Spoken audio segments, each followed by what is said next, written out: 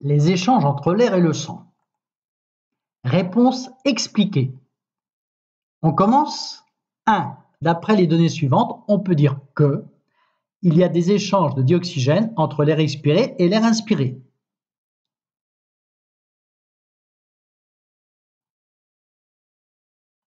Deux, d'après les données suivantes, on peut dire que il y a 5 litres de dioxygène consommés pour 100 litres d'air. Valide le bon choix. 1. Fosse nasale, 2. Trachée, 3. Bronche, 4. Bronchiole. Le trajet rouge représente l'air inspiré riche en dioxygène. D'après cette coupe microscopique, la légende manquante correspond à une alvéole pulmonaire. L'agrandissement de cette coupe est de 100, M voulant dire microscope. 7. Le schéma suivant permet de dire que les parois de l'alvéole et du capillaire sanguin présentent les caractéristiques d'une surface d'échange, finesse des parois et grande surface. 8. Valide le bon choix. 1. Paroi du capillaire sanguin. 2. Capillaire sanguin.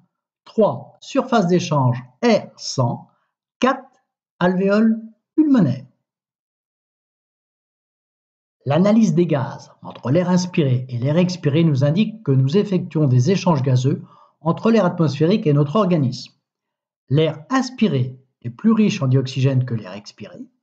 La quantité de dioxygène prélevée pendant l'effort est plus importante. L'air expiré est plus riche en dioxyde de carbone et en eau que l'air inspiré. Dans les 3 autres phrases, en vert, les erreurs. Et enfin, 10.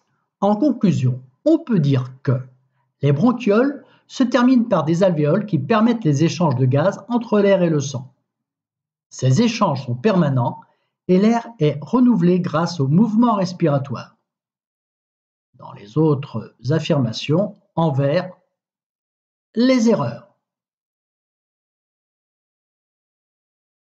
Résultat, 1, D, 2, C, 3, C, 4, A, 5, C, 6, A, 7, C, 8, C, 9, D, 10, C.